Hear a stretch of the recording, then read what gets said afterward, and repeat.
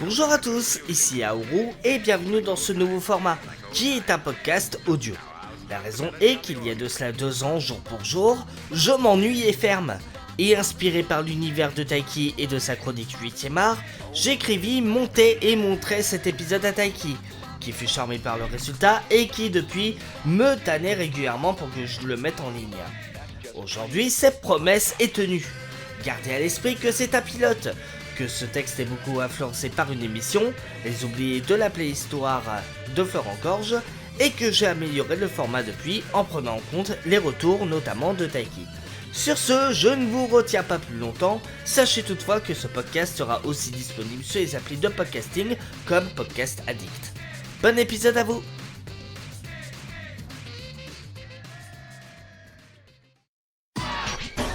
Bonjour à toutes et à tous et bienvenue sur Radio Gabro 666.0, la seule radio qui vous balance des ondes vidéoludiques 24h sur 24.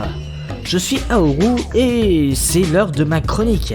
Et pour cette première, on va se replonger à la fin des années 80 pour aller voir du côté d'un partenariat étonnant entre un studio de jeux vidéo anglais et l'une des plus grandes compagnies japonaises de jeux vidéo à l'époque, Nintendo. Collaboration qui donnera lieu à la sortie d'un jeu sur Game Boy, la naissance d'une licence phare de la compagnie et de la conception d'une puce graphique.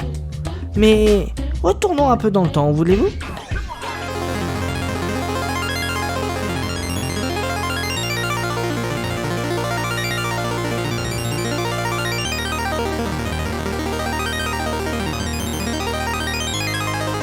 « 1988.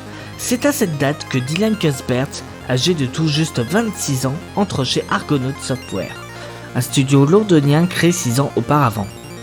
Il travaillera notamment sur la suite du hit de ce studio, Starglider. L'année suivante, Jess San, le patron d'Argonaut, revient du Japon avec un exemplaire de la Game Boy en poche et demande à Dylan si la création d'un moteur de jeu en 3D fil de fer est possible sur cette petite portable 8 bits et en conséquence de faire une démo. Dylan accepte et en quelques jours développe ou plutôt porte Starglider sur cette machine. Le résultat est plutôt convaincant et Mindscape, l'éditeur partenaire du studio, se montre intéressé. Des contrats sont signés pour une sortie sous le nom d'Eclipse.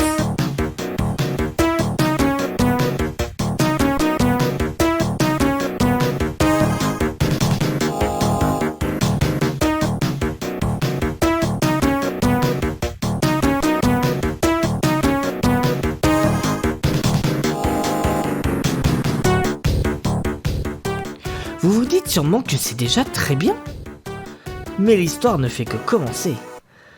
Le CES, Consumers Electronic Show, la grand-messe de l'électronique qui se déroule chaque année à Las Vegas, de 1990 approche à grands pas, et Jason s'y rendra, mais pas les mains vides. En effet, il emportera avec lui sa Game Boy et la démo d'Eclipse dans son sac. Et sur le stand de Nintendo of America, il en profitera pour la montrer à tout le monde. Sur place, le staff comme les visiteurs sont choqués. En effet, la console n'a juste que quelques mois de vie aux États-Unis et ce que Jess leur montre a déjà tellement d'avance.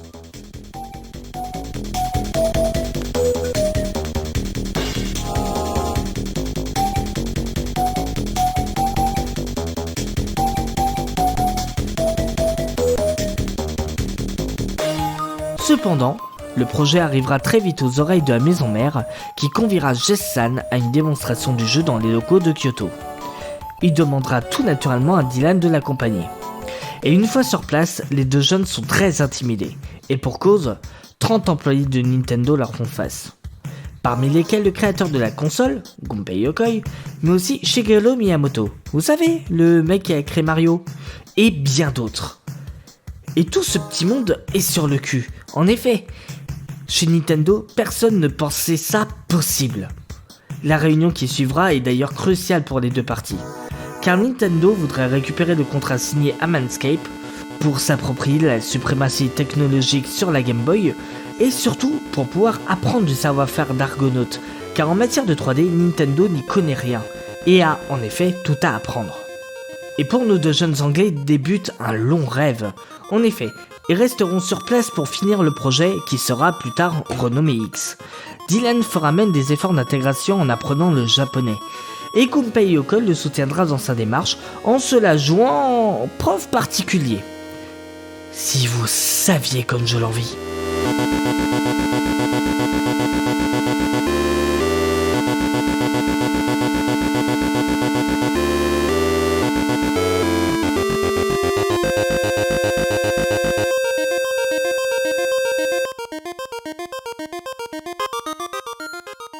Le jeu sortira quant à lui en 1992, uniquement au Japon. Malgré un excellent accueil critique et commercial, notamment classé comme l'un des 4 jeux Game Boy innovants par le magazine Famitsu, Nintendo of America, d'où pourtant tout est parti, ne prendra même pas la peine de le commercialiser aux États-Unis.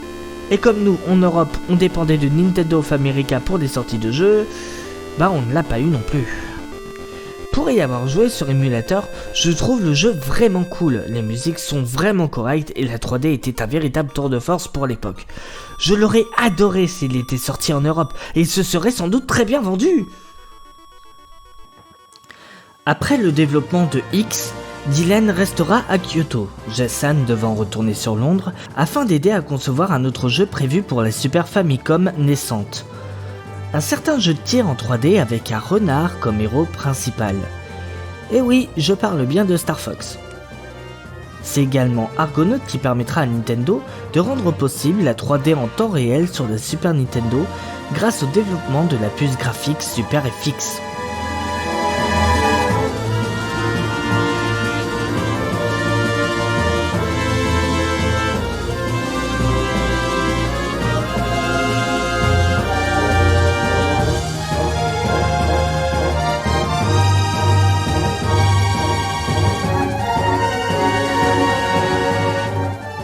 Voilà, je pense avoir fait le tour, donc du coup voici la fin de ma chronique sur X.